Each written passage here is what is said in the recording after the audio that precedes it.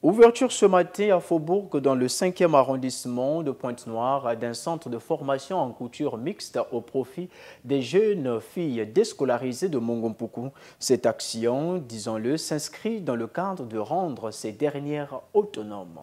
C'est d'elles qu'il s'agit. Ces jeunes femmes déscolarisées, 20 au total vivant Mongompuku, vont bénéficier d'une formation en couture mixte pendant 24 mois, soit 2 ans, ici au centre dénommé Femmes Plus, inauguré ce 20 avril en présence de plusieurs autorités locales. À l'initiative de Gaviné Duclerc Makaya Bakobomb, Femmes Plus fait écho au décret présidentiel faisant de 2024 année de la jeunesse, mais aussi à la vision du gouvernement d'autonomiser la femme congolaise.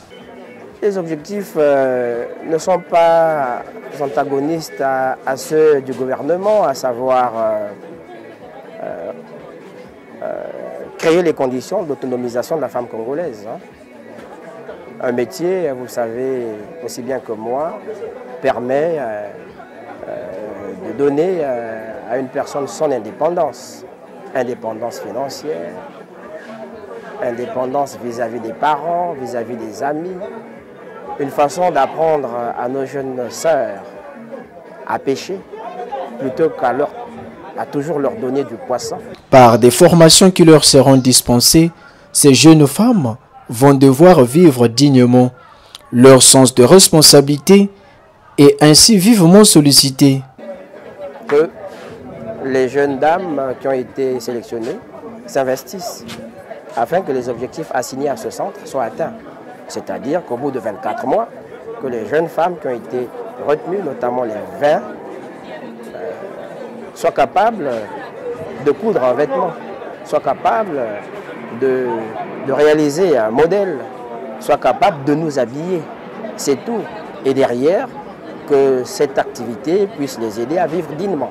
Au nom de l'administrateur maire de Mongompuku, le secrétaire général de l'arrondissement 5 de Pointe-Noire a salué l'initiative.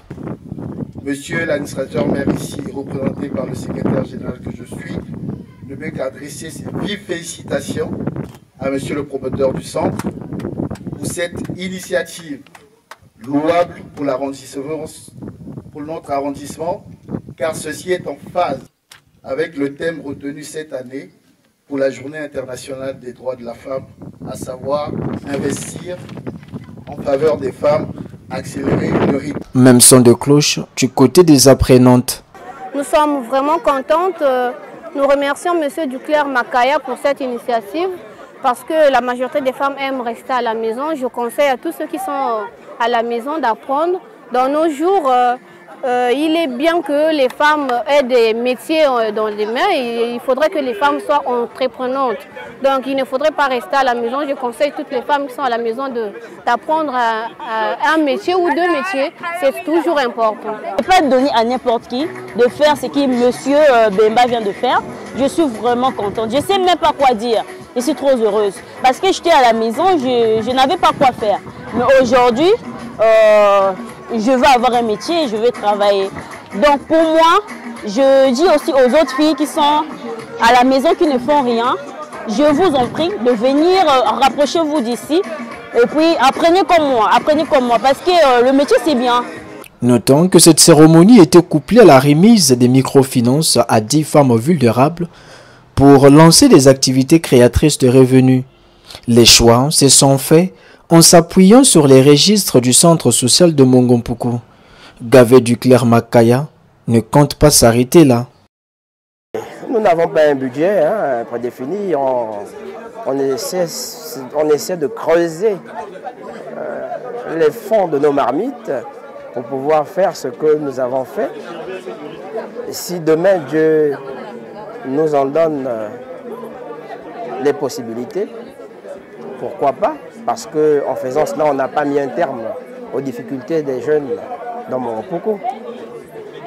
Les difficultés des jeunes sont innombrables. Ceci constitue une goutte d'eau dans l'océan. On ne fait pas de promesses, ce n'est pas le but. Mais si jamais nous en avons l'occasion, nous nous réaliserons d'autres activités, toujours pour pouvoir apporter notre pierre, comme nous aimons bien à le rappeler, à l'édifice Congo.